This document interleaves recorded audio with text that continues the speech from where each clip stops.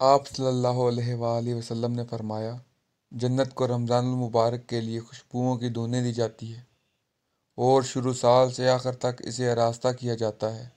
جب رمضان کی پہلی رات ہوتی ہے، عرش کے نیچے سے ایک ہوا چلتی ہے جس کا نام مشیرہ ہے۔ اس کے جھونکوں سے جنت کے درخت کے پتے اور دروازوں کے حلقے بجنے لگتے ہیں۔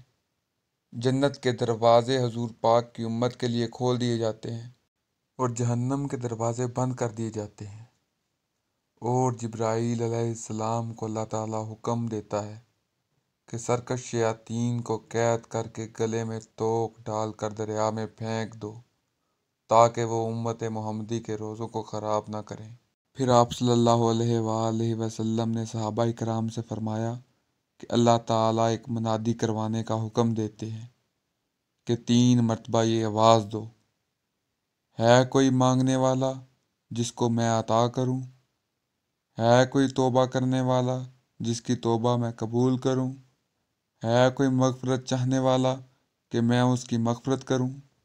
پھر آپ صلی اللہ علیہ وآلہ وسلم نے صحابہ کو رمضان کی اہمیت واضح کرتے ہوئے فرمایا کہ اگر بندوں کو معلوم ہو جائے کہ رمضان کیا ہے تو میری امت تمنا کرتی کہ کاش پورا سال ہی رمضان ہو۔